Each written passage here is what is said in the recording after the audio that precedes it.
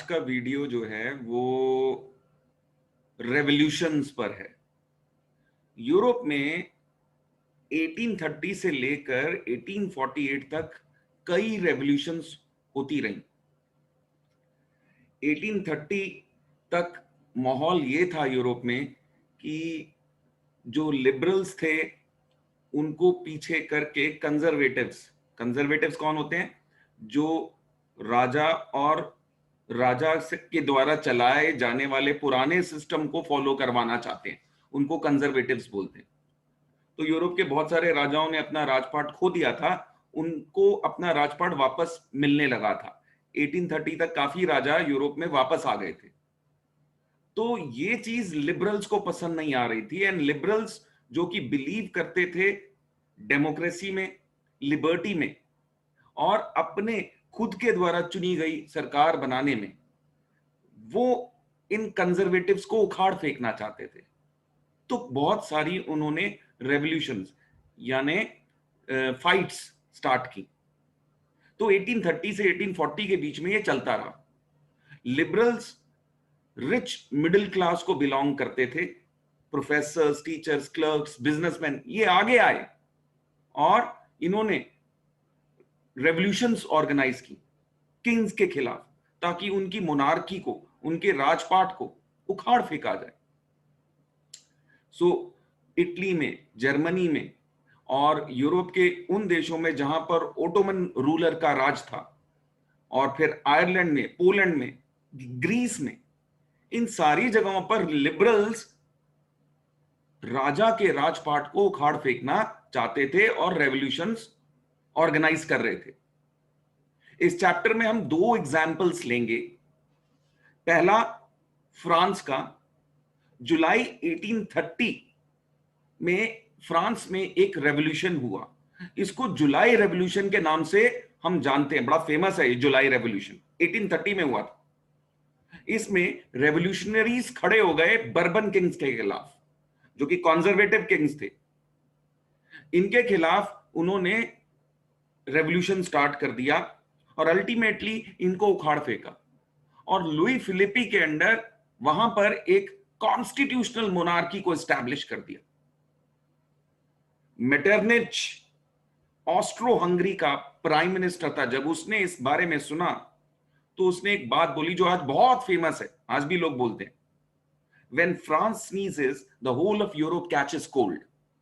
यानी फ्रांस में जो भी बदलाव आता है वो पूरे यूरोप में देखने को मिलता है। सारे यूरोप के कंट्रीज इससे इंस्पायर हो जाते हैं और ऐसा ही हुआ। जुलाई रेवोल्यूशन के बाद बेल्जियम इंस्पायर हो गया और उसने वहां पर लोगों ने, लिबरल्स ने रेवोल्यूशन ऑर्गेनाइज किया and that revolution was successful. Kingdom of Netherland से बेल्जियम को आजादी मिल पाई। दूसरा एग्जाम्पल इन रेवोल्यूशंस का जो 1830 से 1848 के बीच में चली, दूसरा एग्जाम्पल है the Greek war of independence. Greece का क्या एग्जाम्पल है? Greece was under the rule of Ottoman Turkey, a Muslim empire. So they were ruling Greece, and Greece had never been under any rule for a long period of time. So वहां के लोग बहुत दुखी थे इस राजा के under. इस राजा की कैपिटल थी टर्की के अंदर एक जगह है कॉन्स्टेंटिनोपल। वहां से ये अपना राजपाट चलाया करता था। यूरोप के काफी रीजन पे इसका राजपाट चलता था और एशिया के भी काफी पोर्शंस में इसका राजपाट चलता था। ठीक है। And the people of Greece wanted to be free from this. तो जो लोग यहां पर लीडरशिप रोल प्ले कर रहे थे ग्रीस में, जो लोग इंस्पायर करना चाहते थे, लोगों को खड़ा करना चाहते थे इस मुस्लिम रूलर के खिलाफ, उन्होंने ग्रीस के culture, old tradition, history, achievements, folk songs, folk music, poetry, drama, dances, paintings, and old sculptures and old buildings of Greece which were created by the Greek people, and the prosperity that Greece has already seen, और Greece की achievements past में, इस सब चीजों को लोगों के सामने रखना स्टार्ट किया और लोगों को कहना स्टार्ट किया कि देखो भाई, तुम्हारा पास्ट कितना ब्राइट रहा है, और ये मुस्लिम रूल आने से ग्रीस दब गया है। ग्रीस एक प्रोग्रेसिव कंट्री था, एक अचीविंग कंट्री था, जिसने पूरे वर्ल्ड को डिफरेंट फील्ड्स में डायरेक्शन दिया। लोग ग्रीस के आइडियाज को कॉपी करते थे पूरे वर्ल्ड में। आज वही ग्रीस दब के बैठा है। ये चीज वहां के आर्टिस्ट ने, पोएट्स ने लोगों के सामने रखनी स्टार्ट की, जिससे लोगों को वापस से अपने कंट्री में एक प्राउड की फीलिंग आनी स्टार्ट हो गई। उनको लगा कि नहीं, हमारा देश किसी और ताकत के, किसी और पावर के अधीन होकर के, उसके नीचे दबकर नहीं चल सकता। और इसमें ग्रीस को छोड़कर वहां ग्रीस के कई लोग जो दूसरे देशों में यूरोप के बस गए थे, वो भी वापस आकर या वहीं से पैसा और सपोर्ट भेजकर लोगों को इंस्पायर करने लगे कि नहीं, ग्रीस को आजाद तो कराना ही होगा। ठीक है। सो